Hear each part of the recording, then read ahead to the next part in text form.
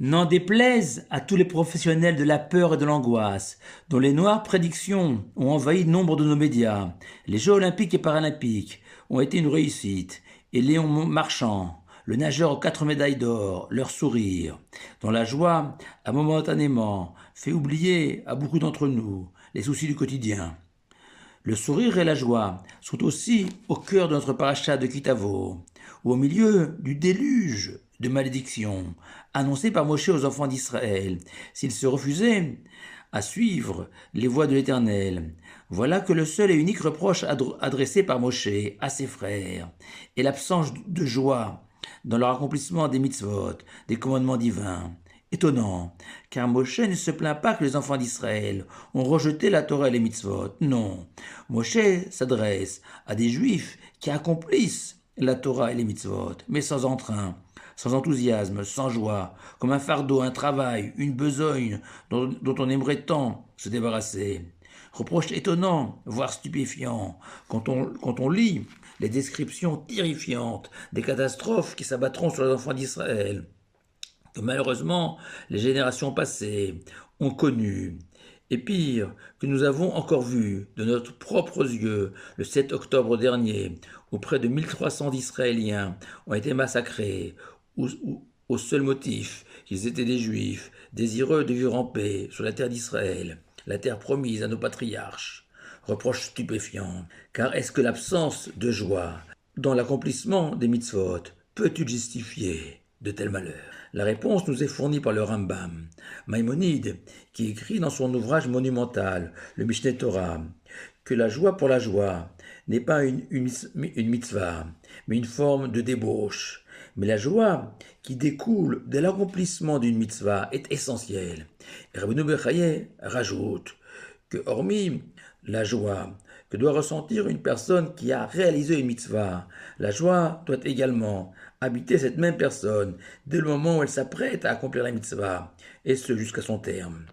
Et le Rambam stigmatise ceux qui gardent une certaine distance avec la mitzvah, voire de la froideur, parfois le fruit d'un orgueil devant des commandements dont nous ne percevons pas toujours la logique.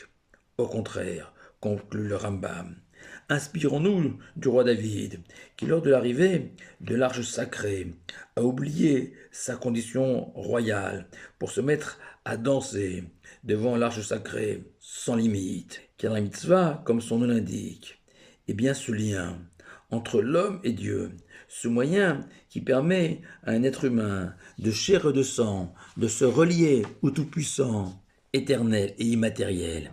Et ce lien n'est possible que si l'homme parvient à s'échapper à sa condition humaine, à dépasser le temps et la matière, pour se projeter vers l'infini divin.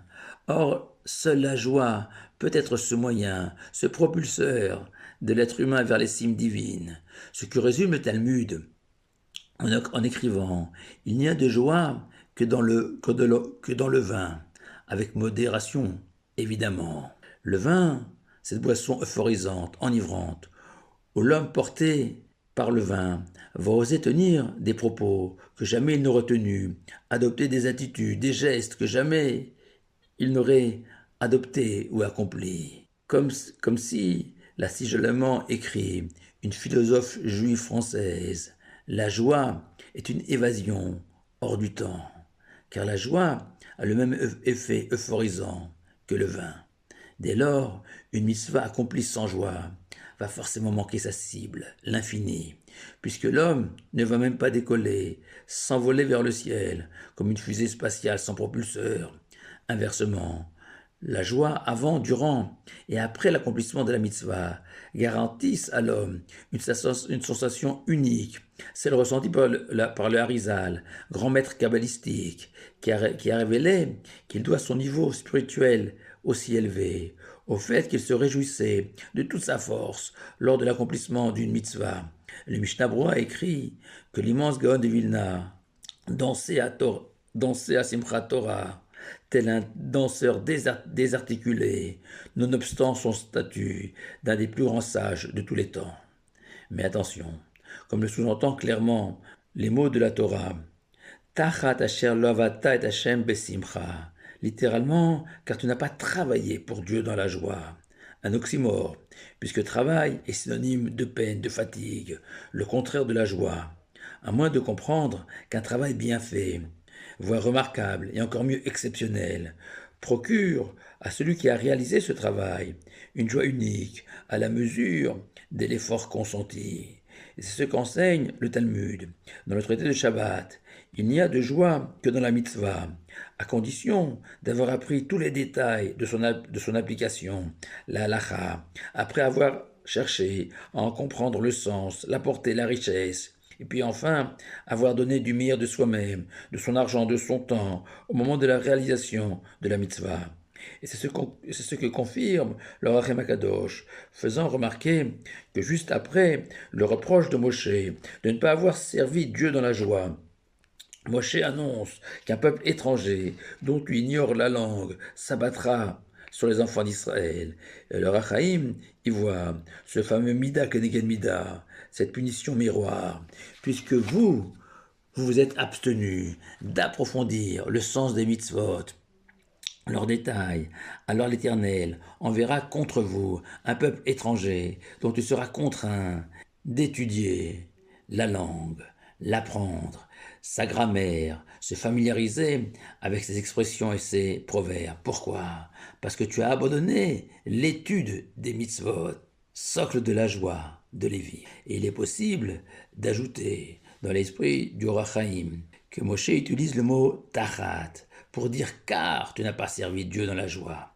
Problème, tachat signifie littéralement en dessous et non pas car. Et ce peut-être pour te permettre de comprendre ainsi ces paroles.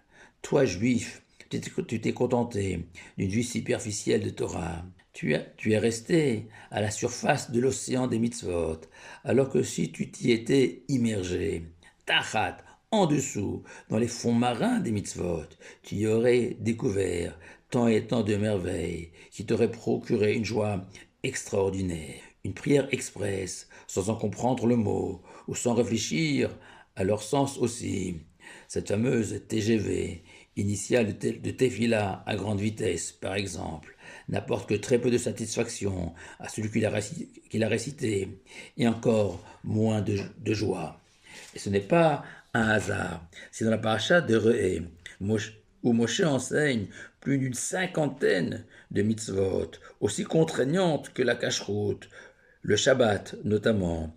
Le mot simcha, joie, y figure pas moins de 6 fois, car la mitzvah, c'est la joie, et la joie, c'est la mitzvah. Avant de conclure, un conseil incroyable, distillé par Rabbi Simcha Bunim de Pshisre, école chassidique, plutôt rigoriste, connue pour son attachement à la vérité et sa haine du mensonge, qui a écrit: Longtemps j'ai pensé que pour se repentir, il faut s'imposer des jeûnes et des souffrances. Mais aujourd'hui, je recommande de réciter un véritable Chaim, ce petit verre d'alcool, avec un repas en l'honneur de Dieu. Ce que suggère le jour du grand pardon, jour de jeûne et de prière, qui est appelé Yom Akipurim, littéralement jour de rachat, mais que nos sages comprennent aussi comme Kippurim, comme Purim, formulant le souhait de voir le jour de Kippour être porteur d'autant de bonheur spirituel que Purim, le jour où nous festoyons avec du vin de la joie d'être juif. Pour terminer, Léon Marchand est retourné s'entraîner dans les bassins de Toulouse et d'Amérique, dans l'espoir d'enflammer et réjouir à nouveau la France, encore plus dans 4 ans, aux prochains Jeux olympiques de Los Angeles. 4 ans, c'est long, alors que la prochaine mitzvah, elle, est peut-être pour tout de suite. Shabbat Shalom à vous tous.